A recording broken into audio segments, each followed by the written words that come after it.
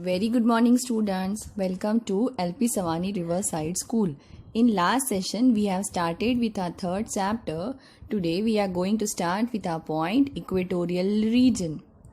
First point is location. The equatorial region lies on either side of the equator between 10 degrees north and 10 degrees south and covers the following areas in the torrid zone. So students, where the equatorial region lies? It lies on either side of equator between 10 degrees north and 10 degrees south, and the following areas are covered by equatorial region in torrid zone. The areas are the Amazon basin of Brazil in South America, the Zaire, that's Congo basin in Africa, and the Indonesian islands of Asia, which experience equatorial climate, and Kenya in East Africa and Ecuador in South America, which do not experience equatorial climate. This is because they are mountainous areas and have lower temperatures because of their altitude. So students, which are the areas that come under equatorial region? They are Amazon basin of Brazil, Congo basin in Africa, and Indonesian islands of Asia. These areas experience equatorial climate, whereas Kenya in East Africa and Ecuador in South America, they do not experience the equatorial climate. Next is climate. The area around the equator receives the direct rays of the sun throughout the year, and days and night are of equal duration. This region is hot and wet and there is plenty of rainfall. So students, the area around the equator receives the direct rays of the sun throughout the year. As we know that equatorial region lies on the either side of the equator, so the sun's rays directly fall upon it. So the days and night are equal, and as the sun's rays directly fall upon this area, it is very hot and wet as there is plenty of rainfall. The direct rays of the sun result in lot of evaporation of moisture from the lakes and rivers, which form cloud. So students, due to direct rays of the sun, they intake lot of evaporation of water from lakes and rivers, which form cloud.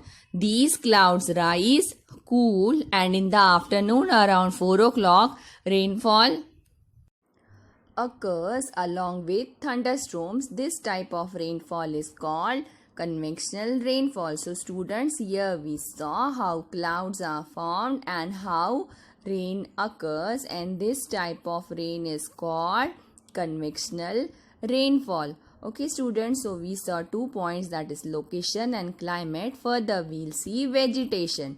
There is a dense growth of trees as there is plenty of rainfall. These forests always look green as the trees shed their leaves at different time in a year. They are therefore called evergreen forest. The forests have several layers. So students, as we know, these area receives lots of rainfall. So there are plenty of trees. This forest always looks green as trees shed their leaves at different times in a year, as there is dense tree, so it is called evergreen forest. Now we will see the layers of the forest. The lowest layer is the forest floor. This layer consists of decomposed leaves and fruits that have fallen from trees. So the last layer, so the lower layer is called forest floor, and it consists of decomposed leaves and fruits. Not many plants grow. Here is quite dark as sunlight hardly penetrates through the tall trees. So students, it is the lowest level. The sun's rays are not able to reach properly. So not many trees grow here. Above this layer means above the forest floor, there is understory where small trees, shrubs and creepers grow. The next layer is the canopy. which is an umbrella-like layer formed by tall trees. Canopy layer is formed by tall trees which look like umbrella. The tallest tree emerge from the canopy to form the emergent layer, and this layer receives a lot of sunlight and rain. So after canopy, next layer is emergent layer. The taller trees emerge from the canopy to form this layer, and this is the layer which receives lot of sunlight and rain compared to other layers. So which layers we saw here? There are different 4 layers, that is forest floor, understory, canopy and emergent layer. See students, this is the image of the layers. Down is forest floor, then understory, then canopy, then emergent layer. Now we will see wildlife. The equatorial forest is home to many varieties of animals, birds and reptiles. Many animals such as monkeys, flying foxes and flying squirrels live on trees. Animals such as jaguars, chimpanzees, mosaic frogs and anacondas also live here. Crocodile, alligator, snakes and turtles are found in river.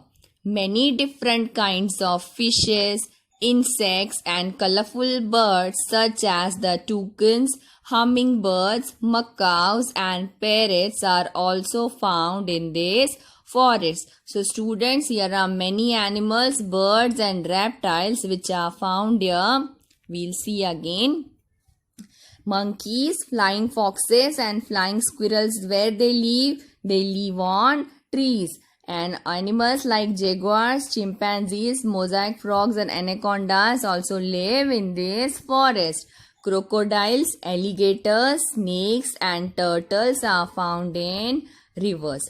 Many different kinds of fishes, insects and colorful birds like toucans, hummingbirds, macaws and parrots are found in these forests. Okay students.